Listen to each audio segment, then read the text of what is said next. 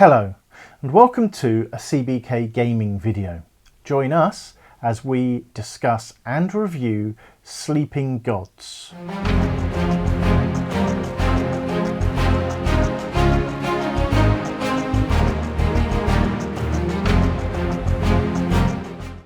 So what is Sleeping Gods?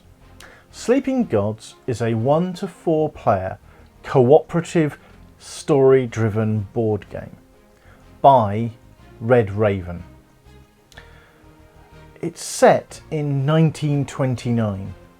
You play the role of crew members aboard the Manticore, a steam ship that is lost in a storm and finds itself in the wandering seas.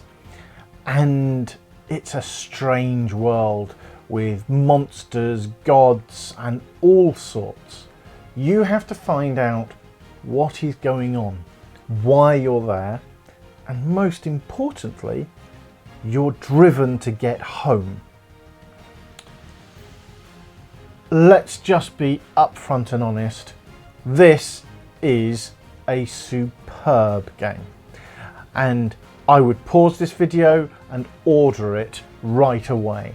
We actually meant to do the review for this last week, but didn't want to stop playing to do the review and come back. We couldn't put it down. We had to keep going. It really is that good. But of course, come back to watch the rest of this and we'll explain why it is that good. So why exactly does it belong in your collection? And will you enjoy this type of game?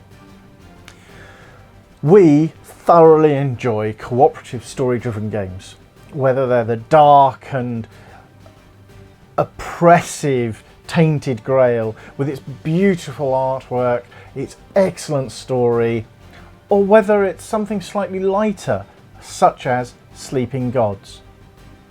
This would make a fantastic entry into the world of cooperative games for players that don't play that type of game or are new to board games anyway.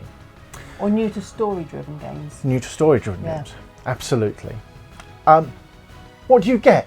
Well, the box, it's a beautifully built game. The artwork is very vibrant. The figures and miniatures that you get, so you get the miniature ship. We got the enhanced version, so we have the metal version, but even the plastic version is really well made. Looks fantastic. You can barely see the difference.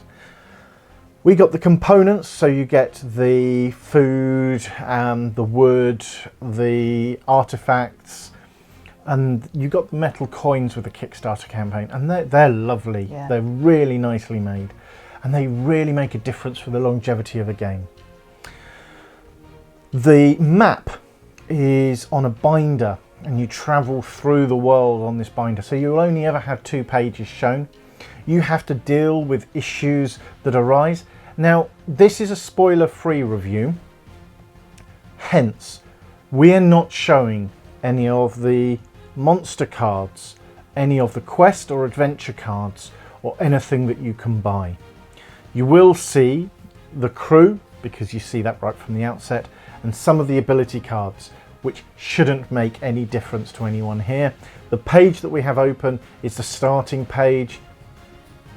That is it. There are no other spoilers on this in this review. So you get quests. You have to try and find totems. That sounds easy. You're in the world. Go find out stories about these totems, and you have to explore, you have to take actions on the ship, you have to prevent and put out fires, stop flooding, deal with engine problems. Every character is different and unique. There is a lot of diversity in the characters, which is great. There's some really interesting characters. They all have their little nuances, they all have a different use. They have different sets of skills which you can apply to them. The only thing that really stood out to me as not being necessary, and I don't see why we have it, is the neoprene mat for the monster fights. doesn't really add anything. You don't need it. That's the components. The card quality is good. Really good. Yeah. Yeah, the print quality, everything. It's a very high quality product. I mean, we've started sleeving a lot of cards in games, and at the moment I'm not in a rush to sleeve these ones because I don't think they need it before other games do, because the quality is that high. Plus, I want them to still fit in the really well-made boxes. You get several boxes for different items and components. This is a magnetically sealed box, which is really nice. And this contains all your adventure cards, your quest cards. We've got all the peril cards, or event cards. We've got all our dungeon cards from one of the expansions, and a couple of other things in there. This is really well done. And they've thought about it, because there's actually a diagram showing how all the what cards go into which boxes and how they all slot together to go into the main box. It packs away really, really nicely. I know other games, once you've got the tokens out and you're putting them in the bags, you're then struggling to get them back in. Yeah. I haven't found that with this yet. So that's the component side of things. Rules. The rules for this are very, very simple to pick up. You can pick up and read it as you're playing.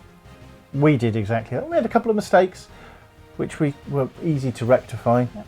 You get an introduction, you get the rule book, then you get a fantastic sort of FAQ single page. I think they've cheated somewhat with the single page by making the font minute, but all the pertinent information is on there and it's really useful. And then you get these recording sheets, so your journal, and you have a log of all of the possibilities where you can get totems, what totems you get. They unlock, once you finish the game, they will unlock further adventures and further things to add to the game, which was quite a surprise, and we really liked. Get to the end, find out how many items you've unlocked, and then you'll be able to add some new things to the game. Not only that, it gives a driver to play it through multiple times, find those items. One thing to note, the journal, really useful. Fantastic way of recording how, points that you've scored, etc., etc. Pay attention to the back, something we didn't do. And you have an outline of the world, and it allows you to mark off where you've been. We were doing it, writing it down, trying to track things, and once you've started finding different islands, different places, that's really important to do. Make sure you do that. Yeah, when you finally find a little clue and you go, I need to go back to that island. We spent a lot of time trying to find a place because we couldn't remember where it was, because we hadn't turned the piece of paper over to see the map on the back. Yeah, we're idiots. What else did we do with this? So that's components and quality and the rules. We're not going to delve into the rules. This is a game for you guys to get, see how it plays yourself. One thing I will say, I really enjoy the combat on this. So it's not a dice-driven game. They do have some, I did notice they have some rules about dice that you can add. This uses, it's still a random number generator, so the ability cards have a number on them, fate, you draw that, you add your accuracy. If that beats or equals the monster, you've hit it, you go first, you do your damage, then it responds. You can add things to that, so you've got various items that you can buy that can give you extra armor, extra weapons. They sometimes are a double-edged sword, so they might give you fatigue, which can mean you might hit less, you might not be able to attempt certain skill checks. But they give you this ability, a synergy, and if you get a synergy point, you can help another crew member. You can either do extra damage, redraw a fate card, heal, you can attack in an angle, whereas you can only go on straight lines. There's a couple of others. I'd add some accuracy as well. I think there's a defense one as well. You can give your armor to someone. It's really good fun. Initially, it appears quite basic. But once you get fighting slightly more, you have to work out how you're going to stop, because you can't stop all the damage.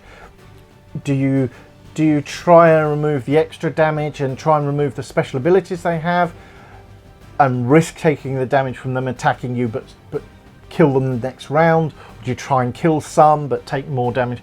Really, really well done.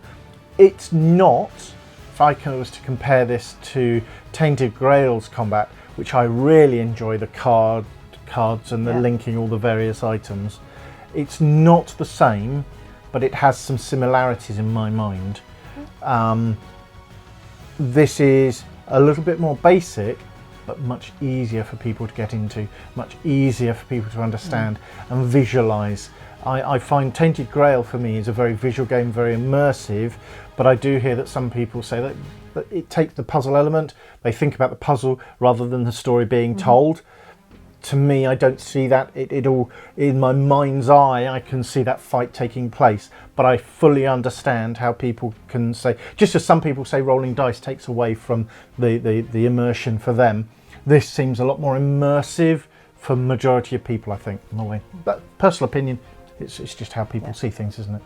But also, as we said, this is a nice sort of introduction to get someone into a story-driven game, because with Tainted Grail and other ones, you're playing one character, which you get very immersive with that character. Whereas this one, you're playing multiple characters, so you don't sort of concentrate so much on their personality and what would they do. It's the story and the adventure that brings you in. And because you don't get to that level of immersion, it sort of keeps that lightness, and the story's not as dark as others. No. It's a curious adventure. Yes. Yeah. And I think it's a great gateway for people to introduce them. It reminds me of Sir Arthur Conan Doyle's Lost World and the television series that went alongside that. It really that really stuck in my mind when I started playing that. I can picture that now. Yes, yeah. It just got that feel, that Pulp Fiction style feel to it. Yeah. And the story links in with characters, so there's different places you can go that impact the different characters that you might be using as well. That's really well done. The story is very well written. It's not like other games similar, like Tainted Grail. I'm using Tainted Grail because that's my other favourite game. Whereas that can be massive blocks of text, beautifully written, really nicely. When you read it out, it's a really nicely realised story. That's not what this is, as you've stated. It's a more light-hearted game. It's a more enjoyable game for people that don't want that darker element to the game, the gameplay. And also, this one's not as long. No. There's a deck of cards that every go you take an event card and you work your way through the deck. And so eventually you're going to get to the end. There's 18 of them. Yeah, you're going to get to the end, and there's the end of the game. So you do 18, you reset, you do 18 more, depending on what's happened. Yep. And then you can do 18 more. This third set of events, you know that's going to be the end of the game. Yeah. So you can roughly work out how long it's going to take you to get to the end of the game. It's not like 100-hour campaign. Yep. There will be an end to this, which is also nice as an introductory one. Someone's not trying out a story-driven game and dedicating themselves to months of regular play. Mm-hmm. I think this game you could play with friends over a weekend and complete it if you were dedicated to just playing this game. And I think everybody would really enjoy it, especially if you did it in costume. I think as we did, do Cthulhu Myths and things like that. Yeah. This could be another game to get Matt and Rin down and dressed up and having a laugh, and perhaps some of our other friends. But so Matt, Rin, when lockdown's over, let's have a game of this. See what you think. I also think this is a sort of game that you could easily get non-board game players, as we've said, into playing this type of game. We can't emphasise that enough. That's how this feels. Also, because there's not a board as such, it's the map, and you're moving around the different islands, looking at the different locations. It's not a board that's static, and every time you get to the edge, you turn the page and it expands the map. Yeah. So overall, you might be able to tell we really like this game, and strongly suggest that it belongs in your collection if you like narrative games, if you like good cooperative games, if you're looking for a game that you haven't played cooperative games, you haven't tried narrative games before, this is a great place to start.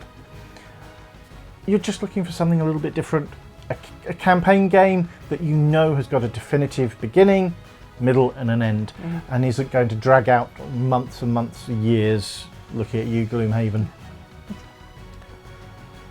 This would fit in any of those game slots, for want of a better series of words. And it really is a phenomenal game. Hats off to Red Raven. I can't wait to see if they add to this, because I think there's room to add to it, and that would be fantastic. So, hope you've enjoyed our review of Sleeping Gods. It is a great game. We look forward to hearing if you have bought this game or not. If you have, drop a comment in below to say how you found it, and please don't share any of the adventure or quest information. Let's keep that secret for people to find as they play the game. Other than that, thank you for watching. We hope you've enjoyed this as much as we have. If you have, consider liking and subscribing. Really does help us out. It's really appreciated, and you'll get to see more of our videos reviewing more games in the future. Thank you for your time. Bye. Bye.